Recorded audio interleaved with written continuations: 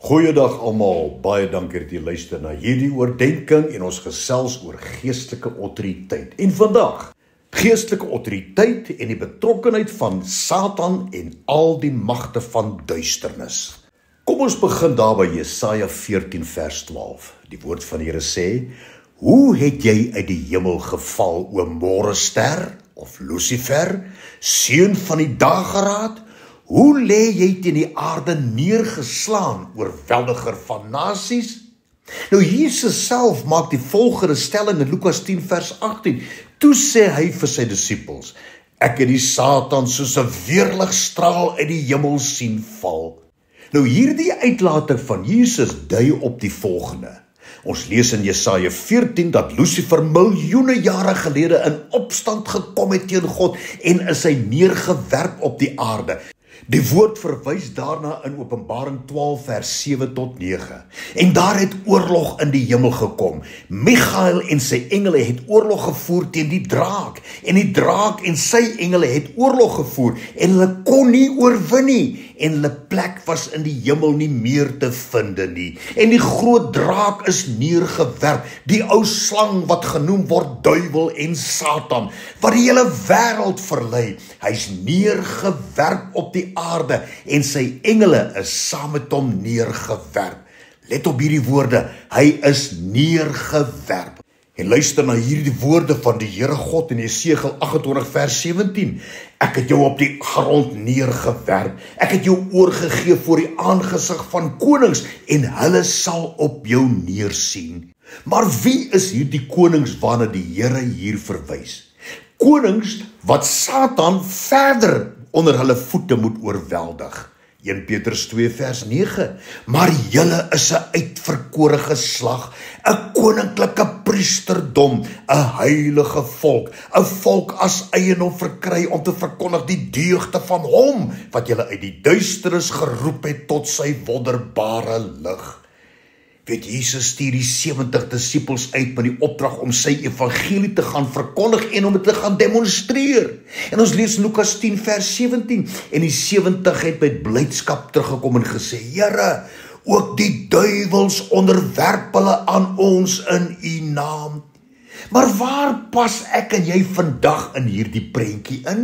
Hierdie prentjie van die duiwels onderwerp hulle aan ons in u naam? Efesiërs 6 vers 12. Want ons worstelstryd is nie teen vlees en bloed nie, maar teen die owerhede, teen die magte, teen die wêreldheersers van die duisternis van hierdie eeu, teen die bose geeste in die lig. Die autoriteit wat die Here aan ons gee oor die magte van bose is eintlik onbeperk.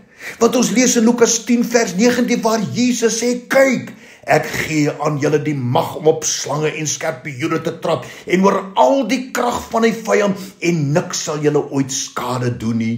En hierdie autoriteit wat die Here aan ons gee, kom net nadat Jesus in vers 18 gesê het: Ek het Satan soos 'n weerligstraal uit die hemel sien val. Hierdie autoriteit oor al die magte van Satan is alreeds deur God aan ons gegee, reg aan die begin van die skepping. In Genesis 1 vers 26, en God het gesê: Laat ons mense maak na ons beeld, na ons gelykenis, en laat hulle heers oor die visse van die see en die voëls van die hemel en die vee en oor al die aarde en oor al die diere wat op die aarde kruip. Met die autoriteit wat God aan ons gegee het, is selfs die magte van duisternis aan ons onderworpe. Satan self is ondergeskik aan ons. Lukas 10 vers 20.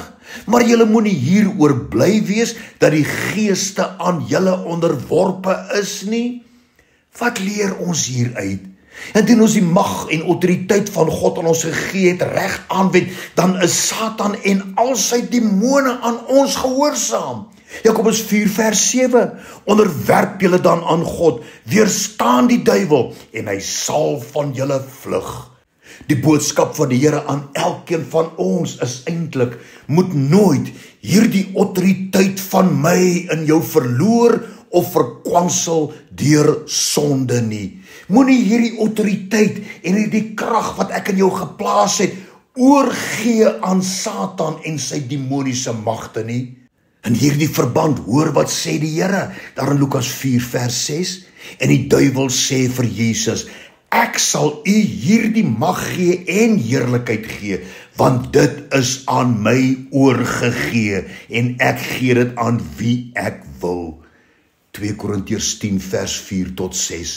Die wapens van ons stryd is nie vleeslik nie, maar kragtig deur God om vestings neer te werp, terwyl ons planne verbreek en elke skans wat opgewerp word teen die kennis van God en elke gedagte gevange neem tot gehoorsaamheid aan Christus en ons gereed te hou om elke ongehoorsaamheid te straf wanneer die hele gehoorsaamheid volkome is. Romeine 16 vers 20.